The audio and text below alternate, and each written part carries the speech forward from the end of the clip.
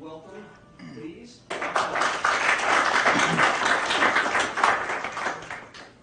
Thanks, Ken, and thanks for inviting me, and that's the book he was talking about. So, open with why write this? Took about 10 years.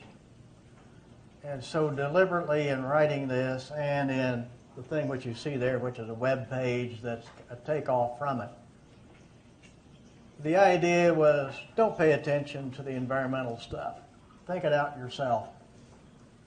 Go to the sources, dig it out, what's going on, because you don't have to do very much searching of the web, and you've got flack going every which way. So if there's a fact out there, would it please stand up? And everybody needs to do that. In the education system, starting about this high, one of the first things is, how do you know whether evidence is really evidence? We were into that in the last discussion. How do you know? And having worked in a plant off and on for a long time, I will give you the redneck problem with this. It's called hold my beer and watch this. The famous last words of a redneck. And so if you have an environmental problem, you go back and see Jethro, and he says, you don't see it anymore, do you? Well, that means it's gone. Only Jethro's not right. What did he do? He threw it out back somewhere. And this kind of human problem is really key to it.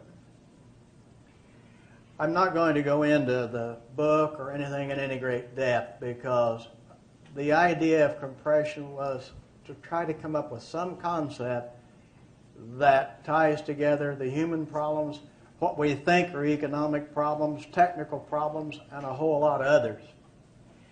And from that, concluded that number one, you got to reduce resource use drastically. We have a huge population. We need to be able to sustain a quality of life with a very drastic decrease in resource use. Why? Because any other problem we have is alleviated if we do that. You just don't have as much stuff, you don't have as many toxins, you just don't have as much to remediate. And so this is a very tall order. It does not set well. You present that to somebody who wants to grow their business, and they really don't like this idea. Because our instinct is we have to grow. You poke almost anybody in business, and what do they say? You got to grow the business. It doesn't know what to do without that. The system doesn't know what to do, and it can't shut itself off without some kind of drastic rethinking. And this will not be easy, because the system's thinking is about the same as ours. So I'm not going to thumb through a bunch of this. I try to summarize it with some objectives for operating people. To create a quality of life somewhat like industrial societies today, globally, using globally half the energy, half the virgin raw material, as in the year 2000. Set a base point. May not be 2000, but set a base point. So are we getting better or not? And with zero known toxic releases. And on the last one, you got to hedge a lot, because you can have something toxic and you don't know whether 20 or 30 years from now that's going to accumulate into anything significant or not. But the ones that we can discover and know about, you can do something about. And that goes back, number one, to the conservation. Don't use much of it. If you don't use much of it, it's a lot easier to keep from releasing it. If you spray it everywhere, the more places you have it, the more that's in use, the more opportunities for a problem. And so that's the basis of it. And then there's a website here, and I'm only going to talk about two parts of this, because we keep updating the story. So this one I just posted this morning, bubble psychology, and let's hit that one and see if anything happens. I don't see anything happening yet, do you? There it is.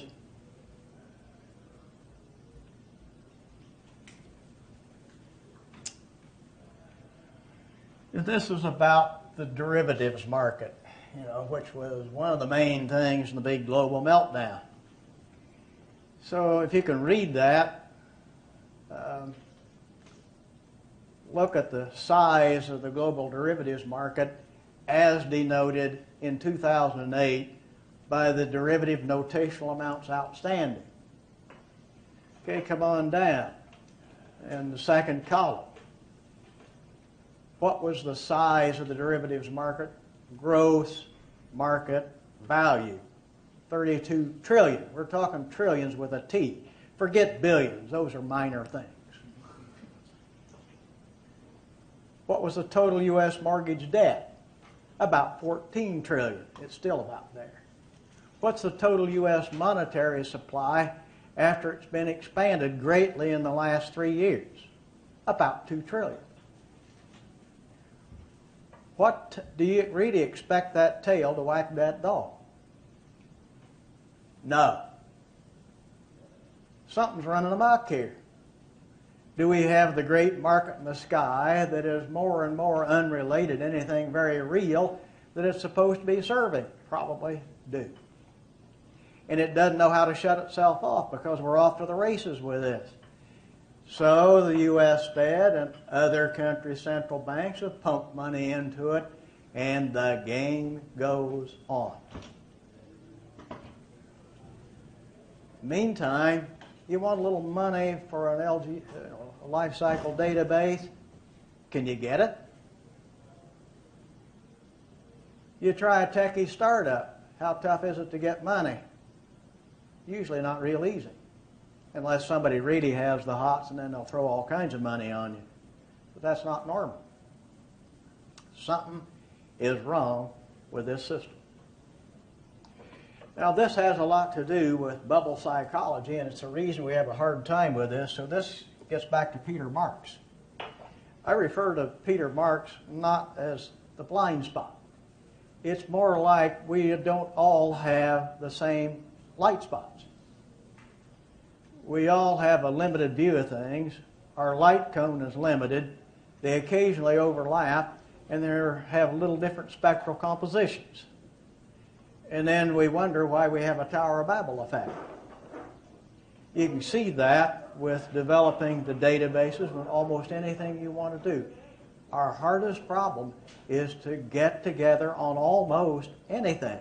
It's much more fun to fight.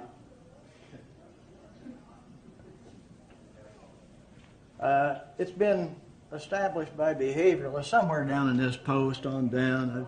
I mentioned a guy, and if you get on www.compression.org, you can get this down toward the bottom. Bradley Love, guy at the University of Texas, has a series of experiments. You can give people all kinds of data on future outcomes, and what will they do? Most of the time, they will still opt for the short-term reward. It's just built in to do that. We have a very tough problem here. So I'm going to go back and grab another one of these. Now, mind you, neither one of these are really in the book. Okay, let's hit that one. Rare earths. How many have heard of rare earth shortages? That's pretty good. It's about to affect everybody in the room.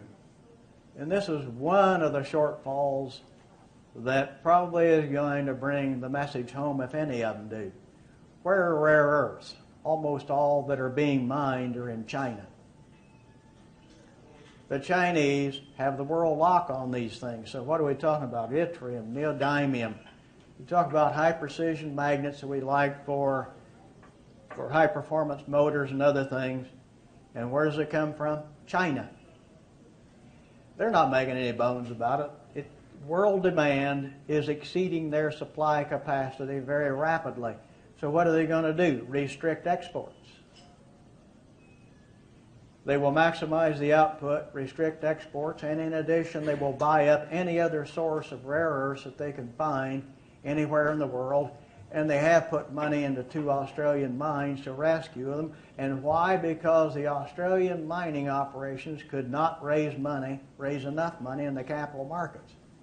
What's wrong with this system? Now, the last mine in the United States was Mountain Pass in California. It closed for environmental non-compliance in 2002. It reopened last year under new management owned by Chevron. And they're trying. So, environmental non-compliance, by the way, boiling these things in acid is not an environmentally pleasant way to do anything. So you can understand why there's an environmental problem here. The Chinese are not worrying too much about that yet. But so the Mountain Pass will not be at capacity until another 2-3 years. In the meantime, this shortage is probably going to hit everybody in the room. So what's the Chinese strategy? If you want to be close to the source of supply, locate your plant in China. Now, people take this story different ways. An awful lot of our defense establishment is dependent on rare earths. A lot of what we'd like to do environmentally is dependent on rare earths. So you talk about biting yourself in the tail over and over again. We do. And we don't see it coming. If you want to find this story in the open media, you got to look. Because it's not out there where it's going to grab you. Even the engineers that work in this area typically aren't aware of what's going on. Yeah. No, I just want to let you know we're getting close? We're getting close. All right. Let me show you another thing, if we can get back to this. That's the benefit of me giving my presentation before I had somebody else driving me to finish up. Yeah. This is a little map, and you hover over that and you might be able to read that and you might not. So most of the time when we talk about this subject, we get into what is it, what's this, what's the case, that's why we're in compression. We've talked about that almost all morning. We got to start talking a whole lot more about what are we going to do about it and how do we have to develop us to do something about it. And yeah, I agree with you. Education is a mess, Jack. I came out of an educational environment. It's awful, and it still is. And I decided to do things other than argue with professors. But I think things are beginning to move on this. It is becoming obvious that educational systems from the time we're this high and all the way through grad school are not adequately doing the job for the future we face. We don't develop people fast enough starting at this high, and we don't give them enough cross-training as they go up. And what do you get? You know, in companies that are called functional silos. In university, there's the Gothic spires with the same effect. And for the last 30 years that I know of, in a university environment, you try to foster sometimes called cross-talk or cross-disciplinary work. All the reward systems work against you, and these things are what have to change. So I'm just going to hit this one just a minute, and we'll finish. Anybody wants to talk about this, I'm open. We'll take this web page in the book and chit-chat about it. And if you come down to the bottom of this one and click here, after about 35-40 seconds and the thing cranks up, you can get a picture of it. A vigorous learning organization. And I will not go into that, but we have to change how we think about work organizations. And then you go beyond this. What's a vigorous learning enterprise? That's not just one little entrepreneur out there that's going to do it all and we're going to get rich.